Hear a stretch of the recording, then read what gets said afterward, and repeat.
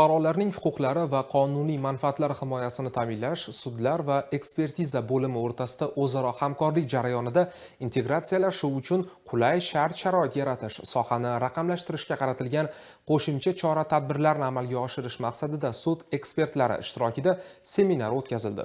Viloyat sudida o'tgan tadbirda soha mutaxassislari amaliyotda uchraydigan muammolar, ularning yechimlari, oldinda turgan dolzarb masalalar yuzasidan fikr almashdilar.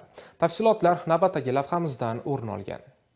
Seminarda viloyat sudi fuqarolik ishlari bo'yicha sudlov hay'ati va tumanlararo sudlari sudyalari hamda Xadicha Sulaymonova nomidagi Respublika sud ekspertiza markazi viloyat bo'limi davlat sud ekspertlari ishtirok etib, sudlar tomonidan tayinlangan ekspertizalarni amalga oshirishda vujudga kelayotgan muammolar va ularga yechimlar yuzasidan fikr almashinildi. Shuningdek, muayyan ishlar bo'yicha ekspertizalar tayinlanganda ekspertiza xarajatlarini oldindan to'lab berilishini ta'minlash, obyektlarni ko'zdan kechirish ishlarini tashkillashtirish, baholash sohasida uchrayotgan muammolar, baholash to'g'risidagi hisobotlarni tuzish va sudlarga taqdim etish tartib hamda muddatlar yuzasidan savollarga tegishli javoblar berildi.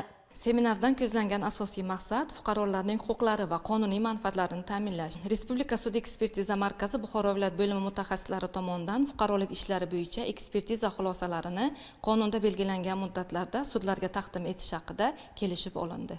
Uchrashuv yakunida sudyalarga ekspertizalarni tayinlashda amaldagi protsessual qonun hujjatlari talablari hamda muddatlarga o'z o'rnida, davlat sud ekspertlariga esa ular tomonidan ekspertiza xulosalarini o'z vaqtida sudlarga taqdim qilish yuzasidan tavsiyalar berildi. Shuningdek, kelgusidagi faoliyatlarda hamkorlikni kuchaytirish yuzasidan kelishib olindi.